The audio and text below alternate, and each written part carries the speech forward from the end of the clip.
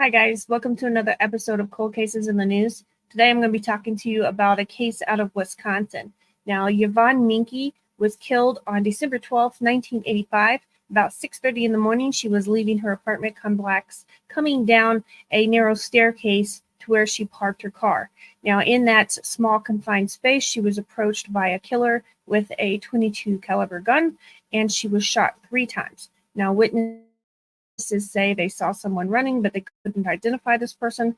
There were boot prints in the snow. There were several bits of evidence at the crime scene, but for some reason, this case went cold. Now, there was a suspect from the very beginning. Her name was Mary Josephine Bailey.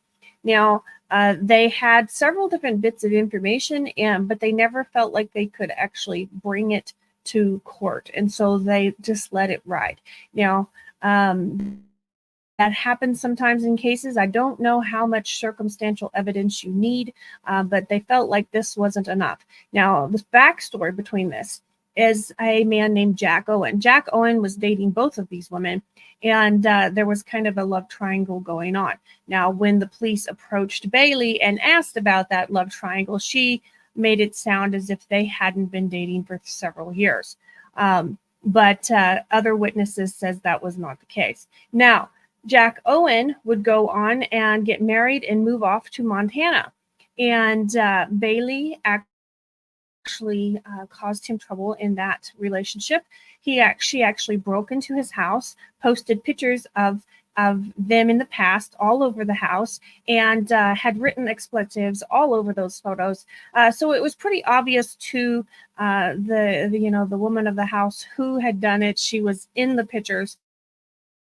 So this is the kind of person we're talking about. Very vindictive type of person. Now, Bailey owned a .22 caliber handgun and a .22 rifle. Now, when the police approached her, they said she said she had given the handgun to a boyfriend to sell for her weeks ago, and she had a rifle, but she didn't know how to use it. So for some reason, that was enough for them to back off on. But I don't know if they ever got a hold of the gun that was for sale. I don't know, but they never could quite push this case through until recently.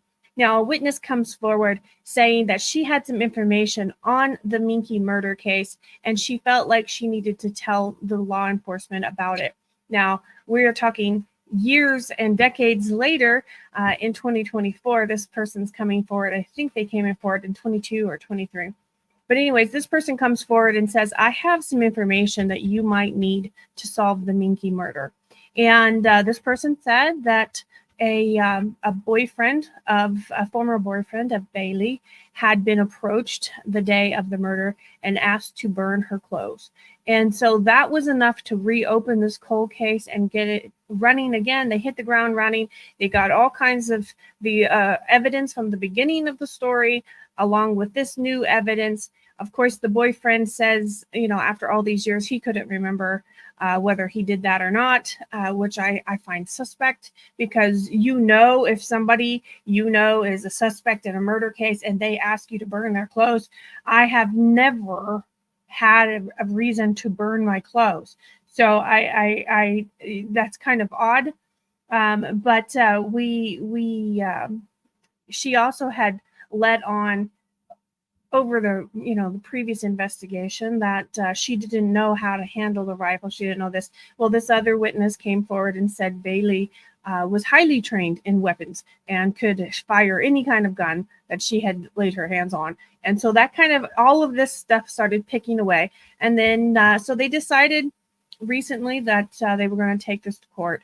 And when they told Mary Bailey that she was going to be charged with murder, she had no reaction. It was almost like she was expecting it to come eventually. And so she had no reaction. They arrested her. They took her to court. She was found guilty. Now, we're talking an 81-year-old woman here, found guilty, looking at a life sentence for murder. Now, I am so glad that they finally found the killer in Yvonne Minke's case. Unfortunately, most of her family has passed away. There is a few left to enjoy the moment. Jack Owen actually died in 2021. So there's not a lot of people around to celebrate this.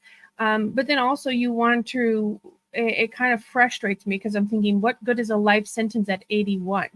You know, which that's where she belongs. She belongs, in prison for killing someone. But you also think, it doesn't feel like justice has really been served when it's so late.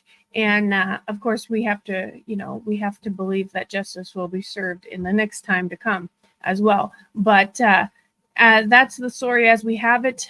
Mary Bailey, 81-year-old woman convicted of a cold case murder. We'll see what happens. We'll see where they put her. I hope she doesn't get in there and then turn around and try to file for some humanitarian release because of her age. I don't know. But this is a woman who has gotten away with murder since 1985. And so I hope wherever they put her, she stays there for a while. Thanks. Today's episode is brought to you by Bones Coffee Company. You can forget about boring coffee when you drink Bones Coffee. Not only do they offer a variety of flavors such as strawberry cheesecake and maple bacon, they are a family-owned company that puts great detail not only in their coffee, but in the artwork that comes on each individual bag. Bones Coffee has a coffee club that will deliver your favorite coffee to your door every month.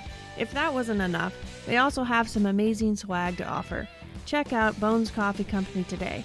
I'll have my affiliate links in the show notes for you.